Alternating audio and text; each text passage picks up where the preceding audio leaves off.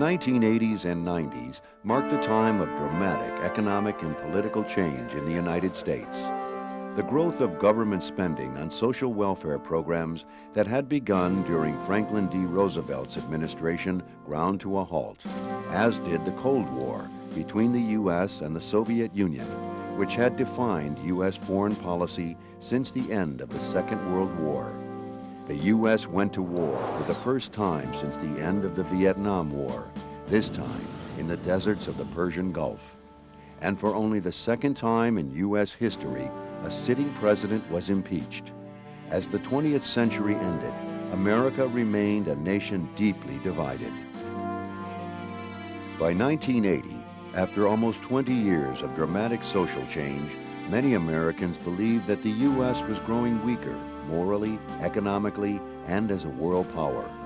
They had seen America lose the war in Vietnam and watch President Nixon resign in disgrace.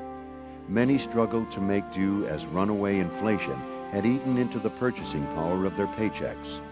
To make matters worse, as the 1980 presidential election approached, the country watched helplessly as 66 Americans continued to be held hostage in Iran. Many Americans thought it was time for a change.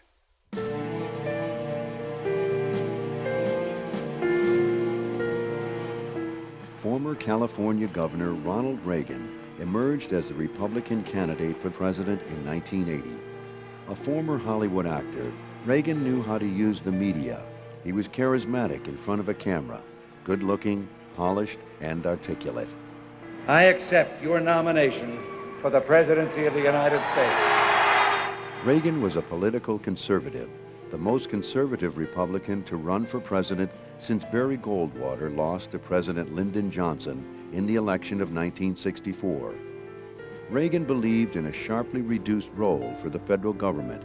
He opposed most government social welfare programs, contending that personal initiative was the key to an individual's success. Many of Reagan's supporters, among them blue-collar union members who had formed the backbone of the Democratic Party, were angry about the years of change in the U.S., a period that included an increase in illegal drug use, a rising crime rate, and the continuing youth rebellion. They agreed with Reagan's notions that a return to traditional values was needed, and that large-scale government programs and liberal court decisions were behind much of the social upheaval in the U.S. The traditional constituency of the Democratic Party had been breaking down through the decade of the 70s, and Reagan would appeal to ethnic, white, working-class voters in a way that Republicans traditionally had not before. Ronald Reagan's promise to strengthen America's military and his strong stand against the Soviet Union also appealed to many voters. The Soviets' invasion of Afghanistan in 1979 had brought relations between the United States and the Soviet Union to a standstill. Reagan was strongly opposed to communism in general and skeptical about any kind of meaningful relationship with the Soviet Union, which he referred to as the evil empire. But I will faithfully execute the office of President of the United States. Elected in a landslide over President Jimmy Carter, Reagan's ability to put across his ideas earned him the title, the Great Communicator. At a time when many Americans felt the country was in decline, Reagan brimmed with self-confidence, optimism, and a sense of humor, even after narrowly surviving an assassination attempt early in his first term.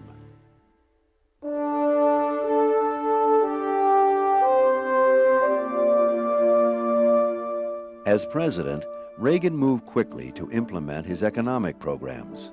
To stimulate the economy, Reagan adopted a philosophy called supply-side economics, the theory that steep tax cuts, particularly for the wealthy, would encourage more saving and investment. It was also known as trickle-down prosperity. If businesses grew unhindered by high taxes, the theory went, wealth would trickle down to the people in lower tax brackets through the creation of new jobs. This policy came to be called Reaganomics. To combat high inflation, the Federal Reserve Board, an independent government agency that controls the supply of money in the U.S., began raising interest rates. The Federal Reserve's plan did help control inflation, but the economy slowed so much that by the early 1980s, America was experiencing the worst economic slowdown or recession since the Great Depression. By 1983, the economy began to recover, and inflation and unemployment were under control. Reaganomics seemed to solve some major economic problems, but it caused another. The federal deficit grew dramatically. The government had slowed the growth of spending on social programs, but massive tax cuts combined with increased military expenditures meant the government was still spending more than it was taking in, and the government began to go deeper and deeper into debt. Despite the growing budget deficit, the economy continued to recover throughout Reagan's second term. Another way Reagan hoped to stimulate the economy was by cutting back government regulation of industry. With less regulation, Reagan believed, businesses could be more profitable. The Reagan administration focused much of its deregulation efforts on the transportation and banking industries. His administration also moved to cut back on environmental regulations, arguing that many of them were bad for the growth of business.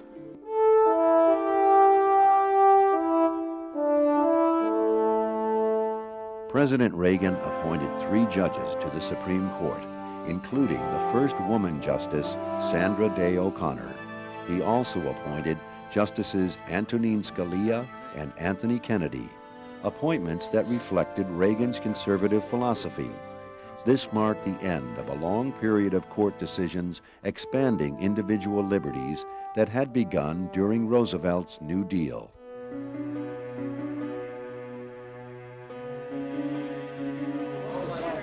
Ronald Reagan's commitment to ending big government slowed the growth of government spending on programs like welfare and job training, while out-of-pocket expenses for Medicare recipients increased.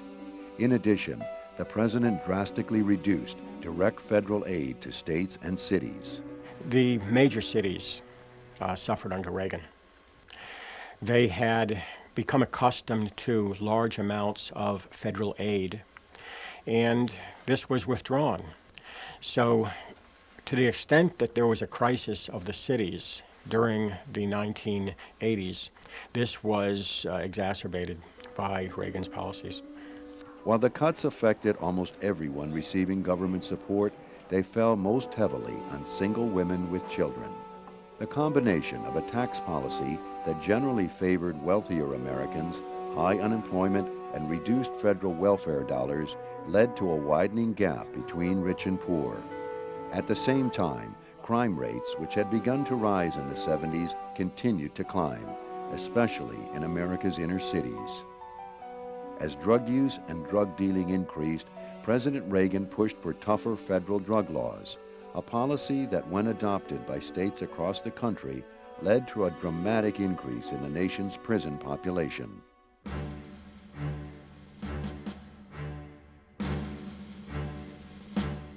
A strong anti-communist, President Reagan was determined to confront, rather than to seek accommodation with, communism around the globe.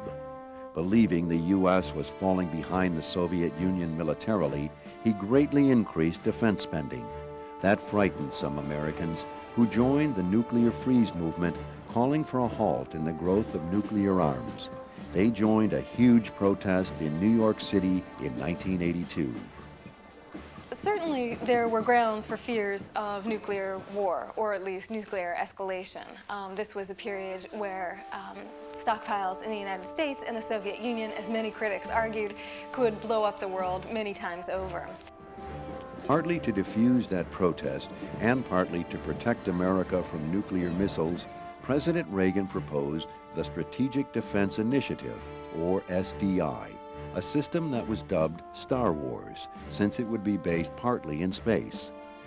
I call upon the scientific community in our country, those who gave us nuclear weapons, to turn their great talents now to the cause of mankind and world peace, to give us the means of rendering these nuclear weapons impotent and obsolete.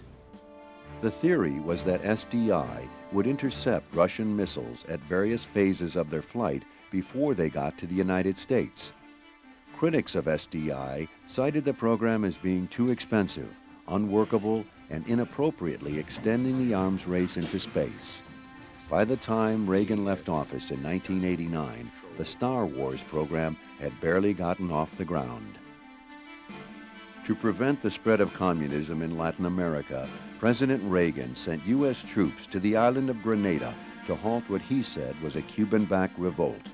Despite a congressional ban, he also supported the Contras, rebels fighting a pro-communist government in Nicaragua.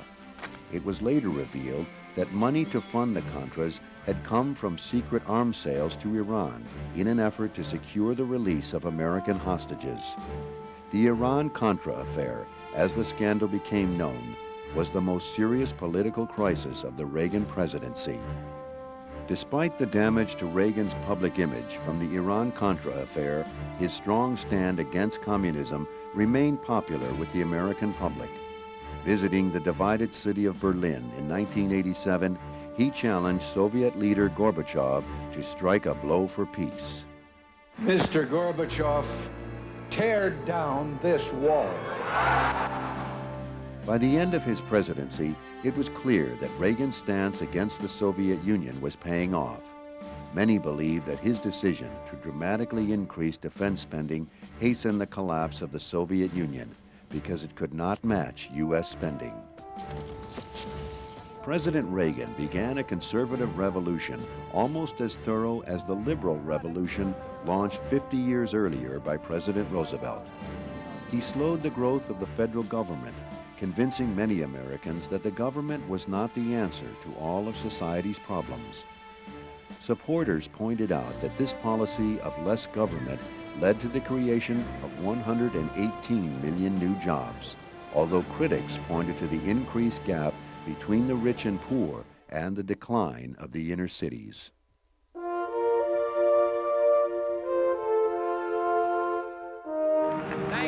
Ronald Reagan's immense popularity helped his Vice President George Bush win the 1988 presidential race over former Massachusetts Governor Michael Dukakis. As former CIA chief, UN ambassador, and ambassador to China, George Bush was well versed in foreign policy. During the campaign, he promised to continue the conservative revolution that Reagan had begun. But without Reagan's persuasiveness, he was forced to battle a Democratic Congress over most of his agenda. Bush also promised to cut the federal deficit without raising taxes. Read my lips. No new taxes. A pledge that would ultimately come back to haunt him.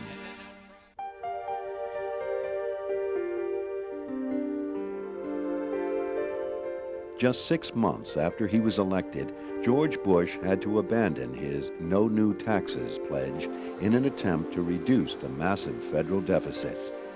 The tax increase helped slow down an economy already showing signs of weakness. Businesses tried to cut costs by using fewer people to accomplish the same amount of work. Downsizing became a catchphrase for corporate layoffs. Another of Bush's priorities was to create an agreement ensuring free trade in North America. He pushed for the North American Free Trade Act, or NAFTA, an agreement with Mexico and Canada that would gradually do away with tariffs and other trade barriers among the three countries. Many economists believed that increasing trade with Mexico and Canada would create jobs and lower tariff barriers to American goods, while critics feared that it would lead to a loss of U.S. jobs. At the same time, the economy began to shift from manufacturing products such as cars and appliances to producing high-tech computers, software, information, and services. Along with the emergence of the Internet, these trends would revolutionize American education and business. Nevertheless, the economy remained sluggish. So, in 1992, Bush offered an economic revival plan. But when Congress attached an amendment raising taxes on the wealthy, Bush vetoed the bill.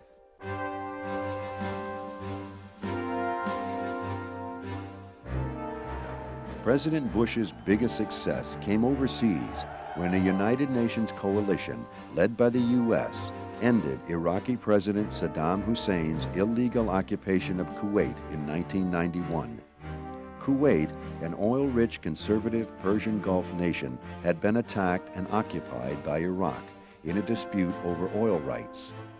Seeing the invasion as a threat to the world's supply of oil, President Bush organized a large coalition of nations to oppose the invasion.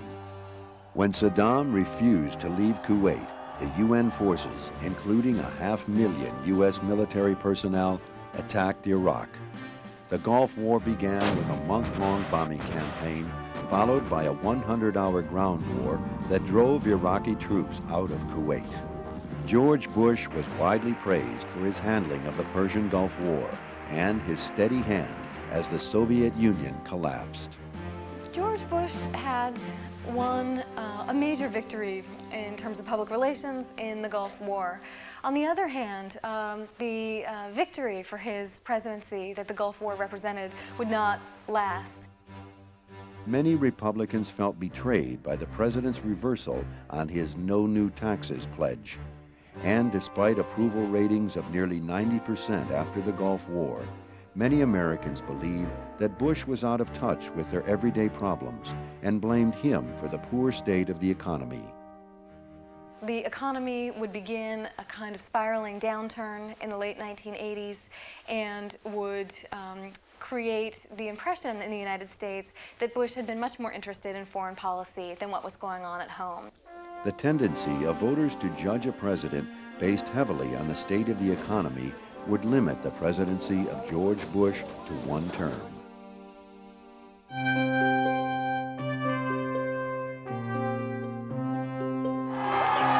Former Arkansas Governor Bill Clinton's promise to revive the economy and to make the country work again won him the 1992 election with less than 50% of the vote. Clinton was helped by the presence of a popular third-party candidate, Ross Perot, a self-made Texas millionaire who won more than 20 million votes with a promise to balance the federal budget and end the massive federal deficit. Many believe Perot's strong showing cost Bush the election. Clinton was a self-proclaimed New Democrat. While he supported traditional Democratic ideas like government stimulation of the economy and big programs like national health care, he also favored some of the more traditional Republican views on issues of law and order, individual initiative, and welfare reform.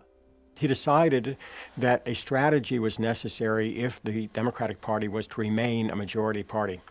And so he engaged in a process of splitting the differences between Democratic positions and Republican positions.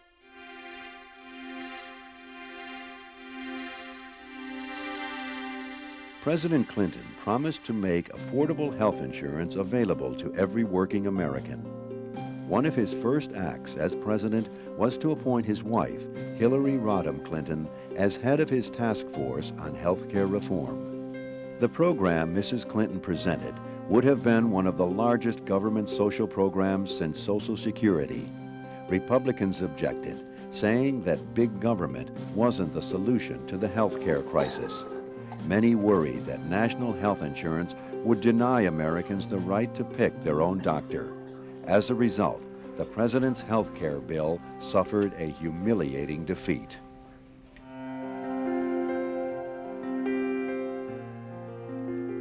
Backlash from the health care bill, as well as a big tax hike signed by the president in an effort to help balance the budget, resulted in a 1994 Republican landslide that swept both houses of Congress for the first time in 42 years.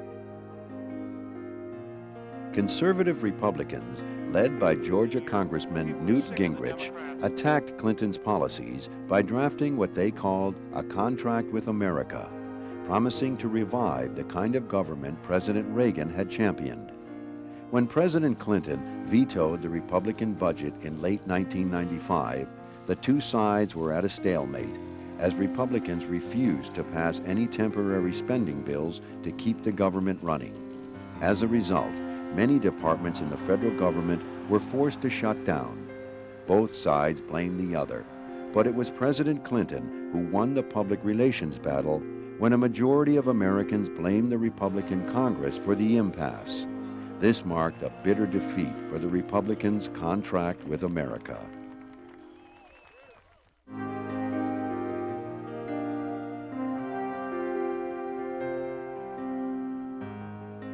A good example of President Clinton's New Democrat philosophy was his welfare reform bill. In 1996, Clinton signed a largely Republican bill that placed new restrictions on aid for dependent children, food stamps, and Medicaid. The new bill also put time limits on how long most people could receive welfare, as well as incentives to get them off of welfare and into the workforce. Today, President Clinton is signing the Dole Welfare Bill. I'm glad he finally got around it. He vetoed it twice. Ending the current welfare system had been a part of the Republican agenda for years, and fulfilling his campaign pledge to end welfare as we know it angered many of Clinton's Democratic constituents.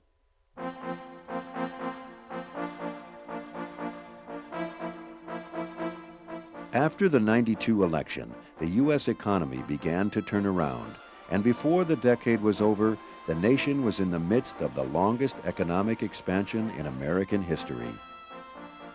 Many people also credited the work of Alan Greenspan, head of the Federal Reserve, who, through his skillful control of interest rates, kept inflation low while allowing the economy to continue to grow.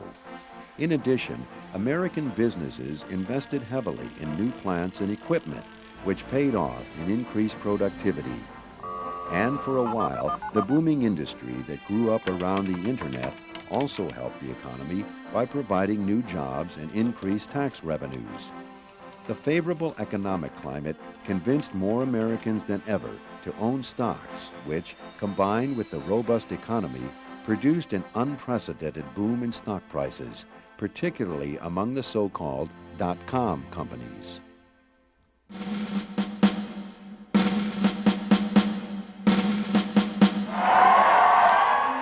Despite his skill as a politician and the fact that he was re-elected in 1996, President Clinton had to weather a series of personal scandals during his time in office.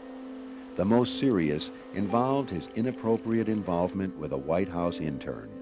He denied the relationship, but later was forced to admit that he had not been truthful. Bill Clinton became the first president in 131 years to be impeached by the House of Representatives and tried by the Senate. Ironically, Clinton's job approval ratings were higher than ever during the impeachment process.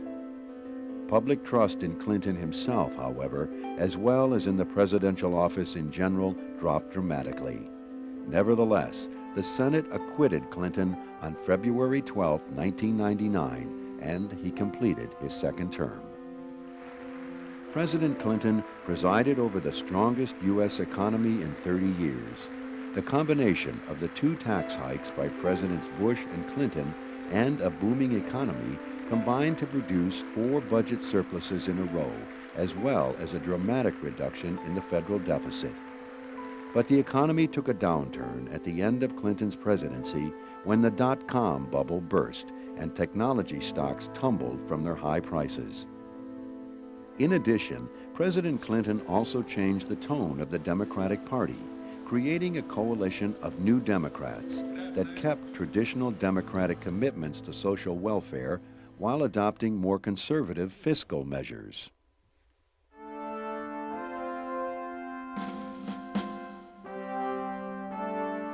Despite Bill Clinton's middle-of-the-road position, political divisions between Republicans and Democrats became increasingly bitter and partisan.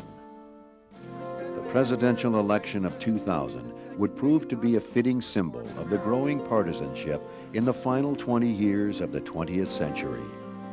Throughout 2000, George W. Bush, the governor of Texas, campaigned on a platform of what he called compassionate conservatism against Vice President Al Gore, who hoped to step out of the shadow of Bill Clinton and create his own legacy.